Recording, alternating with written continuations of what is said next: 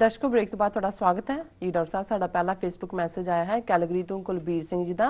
ये लिखते हैं डॉक्टर साहब पर साडे प्रचारक ਅਤੇ कथा वाचਕਾਂ ਸਮੇਤ ਸਾਰੇ 1984 ਦੇ ਘੱਲੂਘਾਰੇ ਅਤੇ ਨਸਲਕੁਸ਼ੀ ਦੀ ਗੱਲ ਤਾਂ ਕਰਦੇ ਹਨ ਪਰ ਪੰਜਾਬ 'ਚ ਅਕਾਲੀ ਦਲ ਦੀਆਂ ਧੱਕੇਸ਼ਾਹੀਆਂ ਤੇ ਬਿਲਕੁਲ ਚੁੱਪ ਹਨ।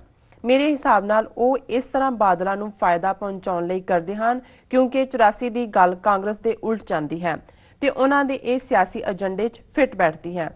ਸਾਡੀਆਂ ਸਾਰੀਆਂ ਗੁਰਦੁਆਰਾ ਕਮੇਟੀਆਂ ਇਹੀ ਕੁਝ ਕਰ ਰਹੀਆਂ ਹਨ। ਤੁਸੀਂ ਕਹਿੰਦੇ ਹੋ ਕਿ ਪੂਰਾ ਪੰਜਾਬ ਬਾਦਲਾਂ ਵੱਲੋਂ ਚਲਾਇਆ ਜਾਂਦਾ ਹੈ ਪਰ ਇਸ ਗੱਲ ਦਾ ਕਿਸੇ ਤੇ ਕੋਈ ਅਸਰ ਨਹੀਂ ਹੈ। ਟੀਵੀ 84 ਨੂੰ ਵਧਾਈਆਂ ਤੇ ਹੱਲਾਸ਼ੇਰੀ। ਤੁਸੀਂ ਸੱਚ ਉਜਾਗਰ ਕਰਦੇ ਹੋ। ਆਪਣਾ ਕਾਰਜ ਜਾਰੀ ਰੱਖੋ। ਰੱਬ ਚੜ੍ਹਦੀ ਕਲਾ ਬਖਸ਼ੇ। ਸੱਚ ਦੀ ਜਿੱਤ ਹੋਵੇ। ਜੀ ਡਾਕਟਰ ਸਾਹਿਬ। ਵੀਰ ਕੁਲਬੀਰ ਸਿੰਘ ਜੀ ਦਾ ਬਹੁਤ ਬਹੁਤ ਧੰਨਵਾਦ। ਉਹਨਾਂ ਨੇ ਕੈਲਗਰੀ ਤੋਂ ਸਾਨੂੰ ਲਿਖਿਆ ਜੀ। ਉਹਨਾਂ ਨੇ ਬਿਲਕੁਲ ਠੀਕ ਕਿਹਾ ਕਿ ਜਦੋਂ ਤਾਂ ਜੂਨ 84 ਦੀ ਗੱਲ ਆਉਂਦੀ ਹੈ ਘੱਲੂਘਾਰੇ ਦੀ, ਨਵੰਬਰ 84 ਦੀ, ਤੇ ਇਹਨਾਂ ਦੋਨਾਂ ਨਾਲ ਜੋੜ ਕੇ ਫਿਰ ਬਾਦਲਕਿਆਂ ਦਾ ਏਜੰਡਾ ਕਾਂਗਰਸ 30 ਸਾਲ ਬਾਅਦ ਵੀ ਉਹ ਇਹਨੂੰ ਕਾਂਗਰਸ ਦੇ ਜਿਹੜਾ ਉਸ ਖਿਲਾਫ ਪ੍ਰਚਾਰ ਦੇ ਲਈ ਵਰਤਦੇ ਨੇ ਜੀ। ਔਰ ਇਹੀ ਗੱਲ ਸ਼ੂਟ ਕਰਦੀ ਹੈ ਪ੍ਰਚਾਰਕਾਂ ਨੂੰ ਵੀ ਦੂਸਰਿਆਂ ਨੂੰ ਵੀ ਕਿਉਂਕਿ ਆਲਰੇਡੀ ਦੋਨੋਂ ਹੀ ਦਿਨ ਐਸਟੈਬਲਿਸ਼ ਹੋ ਚੁੱਕੇ ਨੇ ਸਿੱਖ ਕੈਲੰਡਰ 'ਚ। ਨਾਨਕਸ਼ਾਹੀ ਕੈਲੰਡਰ 'ਚ 6 ਜੂਨ ਦਾ ਦਿਨ ਘੱਲੂਘਾਰਾ ਦਿਵਸ ਵਜੋਂ ਜਿਹੜਾ ਉਹ ਮਾਨਤਾ ਪ੍ਰਾਪਤ ਹੈ। ਇਸੇ ਤਰ੍ਹਾਂ ਨਵੰਬਰ ਵੀ ਨਸਲਕੁਸ਼ੀ ਦੇ ਤੌਰ ਤੇ ਕੀਤਾ ਜਾਂਦਾ, ਮਨਾਇਆ ਜਾਂਦਾ ਜੀ।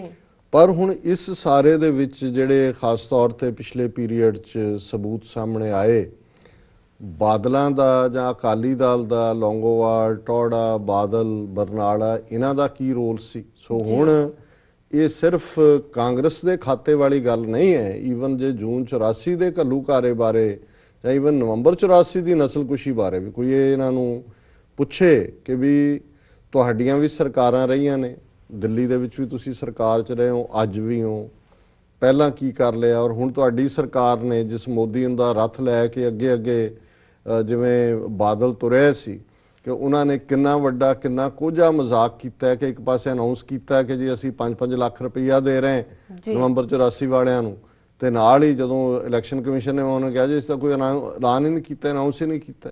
ਔਰ ਇਹ ਵੀ ਗੱਲ ਸਾਹਮਣੇ ਆਈ ਕਿ ਉਹੀ ਜਿਹੜਾ 166 ਕਰੋੜ ਇਹ ਕਹਿੰਦੇ ਨੇ 200 ਕਰੋੜ ਪਹਿਲਾਂ ਬਚਿਆ ਔਰ ਇਹ ਸਿਰਫ ਨਵੰਬਰ 84 ਦੇ ਹਵਾਲੇ ਨਾਲ ਨਹੀਂ ਸੀ ਫੈਸਲਾ।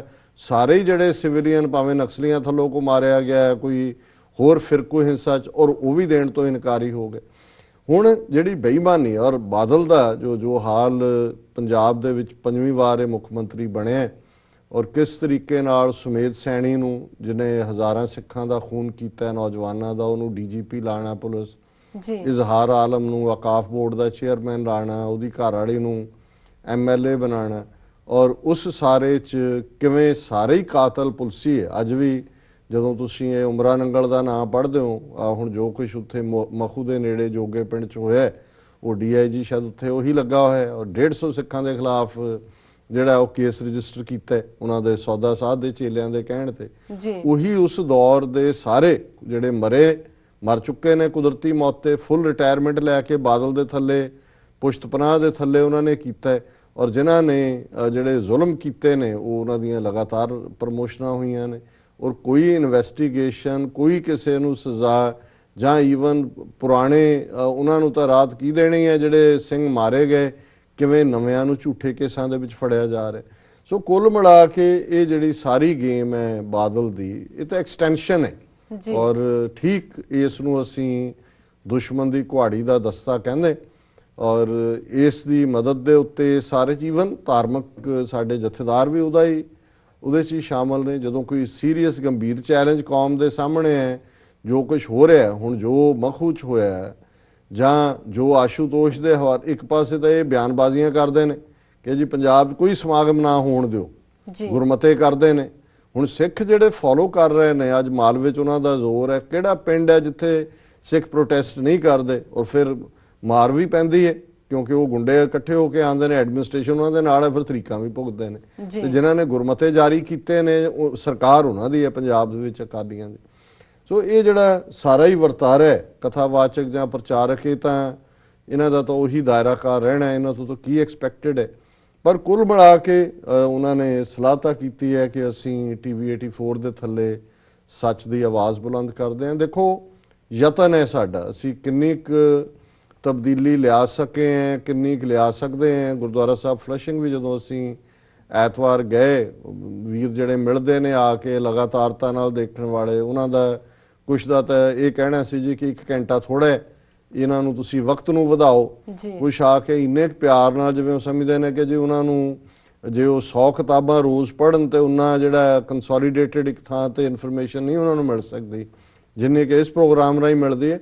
ਸੋ ਸਾਨੂੰ ਇਹ ਖੁਸ਼ੀ ਹੁੰਦੀ ਹੈ ਔਰ ਮੈਂ ਸਮਝਦਾ ਵੀ ਇਹੀ ਸਾਡਾ ਸਰਮਾਇਆ ਵੀ ਹੈ। ਜੀ ਜੀ ਬਿਲਕੁਲ। ਜੇ ਅਸੀਂ ਇਸ ਸਾਰੇ ਪੀਰੀਅਡ 'ਚ ਕੋਈ ਗੱਲ ਸੱਚ, ਹੱਕ, ਇਨਸਾਫ ਦੇ ਹਵਾਲੇ ਨਾਲ, ਸਿੱਖ ਇਤਿਹਾਸ ਦੇ ਹਵਾਲੇ ਨਾਲ, ਸਿੱਖ ਵੈਲਿਊਜ਼ ਦੇ ਹਵਾਲੇ ਨਾਲ ਅੱਗੇ ਤੋਰ ਸਕੇ ਹੈ ਤੇ ਇਹ ਗੁਰੂ ਦੀ ਰਹਿਮਤ ਹੈ ਔਰ ਤੁਹਾਡਾ ਸਭ ਦਾ ਸਾਥ, ਸਹਿਯੋਗ, ਪਿਆਰ ਹੈ।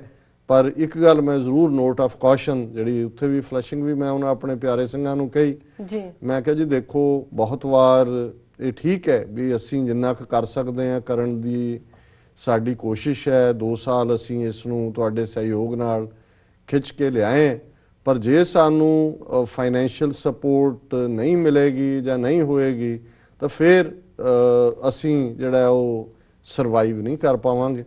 ਸੋ ਅਸੀਂ ਉਹਨਾਂ ਦਰਸ਼ਕਾਂ ਦਾ ਧੰਨਵਾਦ ਵੀ ਕਰਦੇ ਹਾਂ ਜਿਹੜੇ ਸਾਡੀ ਮਦਦ ਕਰਦੇ ਨੇ। ਇਸ ਟੀਵੀ ਤੇ ਐਡ ਆਉਣ ਤੋਂ ਬਾਅਦ ਕੁਝ ਜਿਹੜੇ ਨੇ ਵੀਰ ਭੈਣਾਂ 4 ਚਫੇਰੇ ਬੈਠੇ ਜਿਹੜੇ ਨੇ ਉਹਨਾਂ ਨੇ ਇਸ ਪਾਸੇ ਪੇਸ਼ਕਦਮੀ ਵੀ ਕੀਤੀ ਹੈ।